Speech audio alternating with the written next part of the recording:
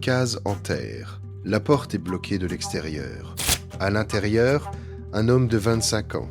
Ni eau, ni nourriture. Personne ne viendra lui ouvrir. Cet homme a traversé la mer. Il a vu Paris. Il a serré la main du président de la République française. On l'appelait le prince. Il devait hériter d'un empire. Il va mourir de faim, dans le noir, pendant que dehors la vie continue. Et que l'homme qui a donné cet ordre, c'est son père. Son père s'appelle Samori Touré, celui qui a tenu tête à la France pendant 16 ans. Le stratégiste, le résistant, le héros. Dans cette deuxième partie, vous allez voir l'autre visage, celui qu'on ne met jamais sur les affiches. Il est très laid, et on ne va rien vous cacher. Pour comprendre comment un père en arrive là, il faut revenir 8 ans en arrière, 1886. Traité de Kenyeba-Koura, Samori cède la rive gauche du fleuve Niger, 1887. Traité de Bissandougou, protectorat français, 1889. Encore un traité, 3 traités en 3 ans, 3 pièges. Chaque signature fait avancer la France d'un pas. Chaque signature ronge l'Empire par les bords. Samori le sait. Il ne signe pas la paix. Il achète du temps. Et avec ce temps, il achète des fusils. Mais en 1891, le temps est écoulé. Le colonel Archinard lance l'offensive. Objectif ? Briser Samori. Quand Cannes tombe, la grande cité marchande du Haut-Niger. Prise, puis les colonnes marchent sur Bissandougou, la capitale, le cœur de l'Empire. Et là, Samori fait une chose que personne n'attend. Il brûle sa propre capitale.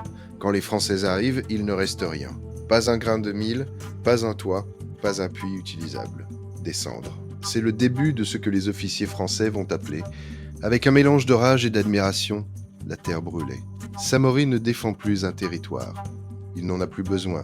Il fait mieux, il déplace l'Empire. Imaginez cela. Des dizaines de milliers de personnes en marche. Les guerriers, les familles, les troupeaux, les greniers, les forges, les noumous, les forgerons, réparent les fusils en marchant. Ils démontent, ils reforgent, ils rechargent, sur la route. Un État entier qui bouge et qui continue de se battre en bougeant. En 1892, une colonne française commandée par le capitaine Ménard est anéantie.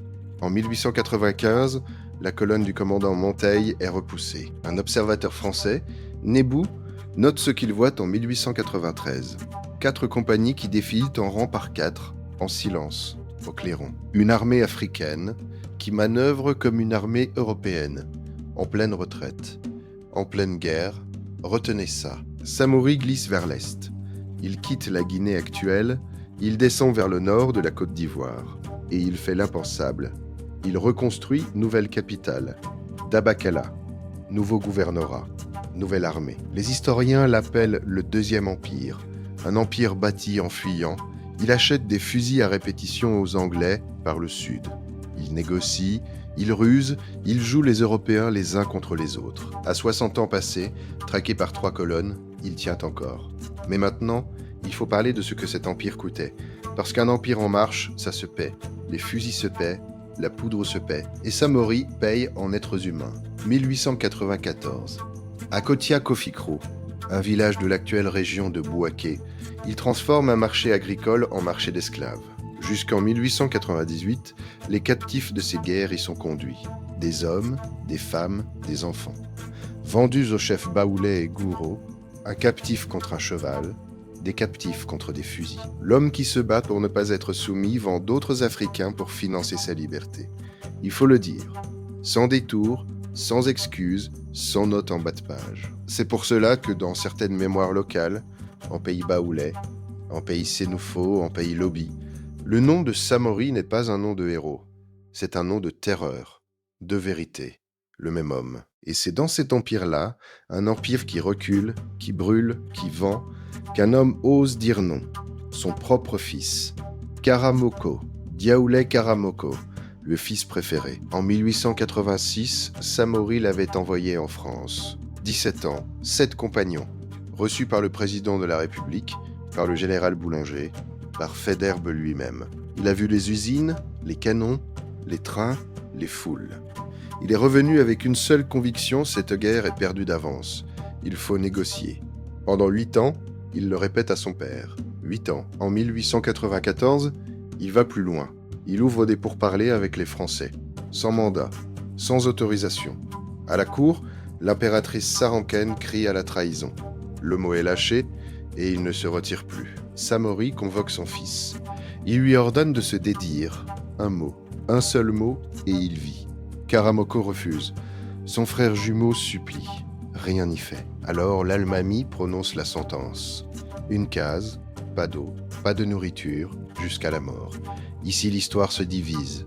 Pour la cour, c'était un traître gagné par les Blancs. Pour les archives et pour l'historien Yves Personne, c'était peut-être le seul homme de l'Empire qui avait compris ce qui allait arriver.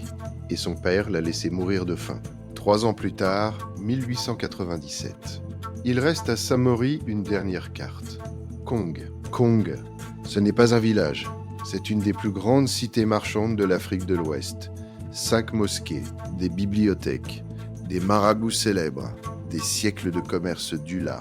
Samori écrit au roi de Kong, Karamoko Olae Ouattara, et il jure ceci: jamais je ne ferai la guerre aux musulmans, jamais je ne prendrai un musulman pour le vendre. Je veux seulement commercer avec vous. Les gens de Kong ne sont pas des guerriers, ils commercent, ils prient, ils étudient. Alors ils font ce que font les faibles, pris entre deux feux, ils jouent double jeu. Un peu Samori, un peu les Français. Samori l'apprend. En mai 1897, ces Sofas entrent dans Kong. La ville est rasée, de fond en comble. Les habitants massacrés. Une cité musulmane détruite par un homme qui se disait Al-Mami, commandeur des croyants, et qui avait juré de ne jamais lever la main sur un musulman. 9 siècles d'histoire, effacés en quelques jours. Aujourd'hui encore, en Côte d'Ivoire, c'est cela qu'on retient d'abord, et on ne peut pas le leur reprocher. Mais l'étau se referme. 1er mai 1898, Sikasso tombe. Le roi Babamba préfère mourir plutôt que de se rendre. Le dernier verrou du Nord vient de sauter. Samori est seul. Ce qui reste de l'Empire s'enfonce vers les forêts, vers la frontière du Libéria. La famine s'installe. Les Sofas désertent. Les peuples soumis se révoltent. 29 septembre 1898. Petit matin, brouillard. 200 tirailleurs surgissent dans le camp, guidés par d'anciens captifs libérés par les Français. Pas un coup de feu. Samori Touré lit le Coran. Il lève la tête. Il ordonne à ses hommes de ne pas tirer. 16 ans de guerre s'arrêtent en silence. Ici, l'histoire se divise une dernière fois. La version des journaux parisiens: un officier blanc héroïque, le capitaine Gouraud, capture le grand fauve africain. Ça fait la une, ça console la France, humiliée la même année par les Anglais à Fashoda. La version des archives: ce sont des soldats africains qui l'ont pris. Guidé par des hommes que Samori lui-même avait réduits en esclavage, il est déporté au Gabon, sur une île, au milieu du fleuve Ogooué, à Anjolé, 2 juin 1900. Il meurt d'une pneumonie, loin de tout, loin des siens. En 1968, ses restes reviennent enfin en terre africaine, à Conakry, rapatriés par le premier président de la Guinée, Ahmed Sékou Touré, qui se dit son arrière-petit-fils. Un héros de la résistance, ramené au pays par un homme qui remplissait lui aussi ses propres prisons. Voilà Samori Touré, génie